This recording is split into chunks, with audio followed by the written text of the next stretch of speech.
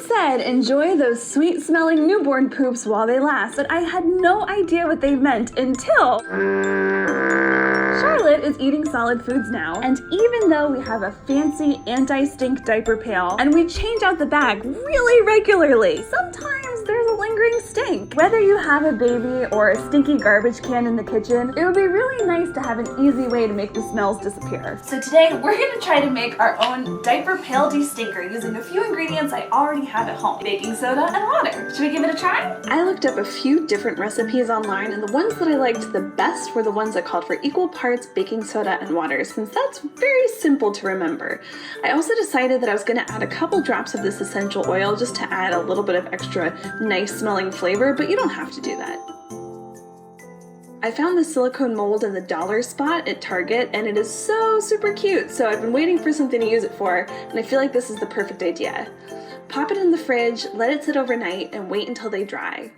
Then in the morning, take them back out, and it's time to reveal our cleaning pods. So I'm just pushing these out gently.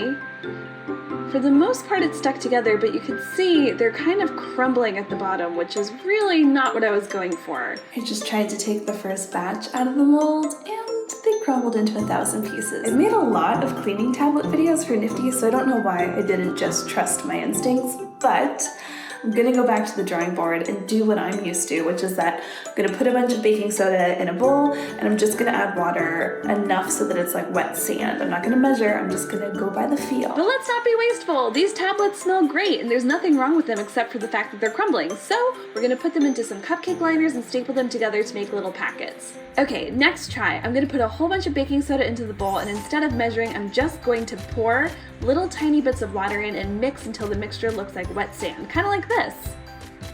Now I'm gonna put them into the same exact mold. It's not as liquidy as it was the first time, so I have to kind of pack them down with my fingers. Not the most attractive, but it works. After drying overnight, these held together much better. Having less liquid in it definitely makes a difference. See how cleanly they come out? I'm going to transfer these to a glass jar that I'm going to keep in Charlotte's nursery.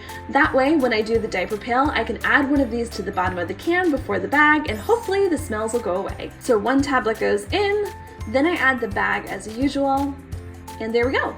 So we're gonna use this for a week and see whether or not the smells make a difference. Hi, it's me again. Ignore the dryer. I feel like I need to make this one more time. The heart molds were cute, but they were too small to make a difference smell-wise. So we're gonna do this again using our large silicone muffin cups and see if we can make a difference. Third time's a charm, so we're going to add a bunch of baking soda to the bowl. Again, hello Charlotte. Into the bowl we go.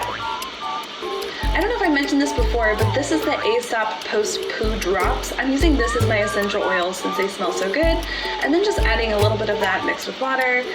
Again, just until it looks like wet sand. No more than that, otherwise it takes forever to dry out and they're a little bit more fragile. So this looks about right, maybe a little bit more.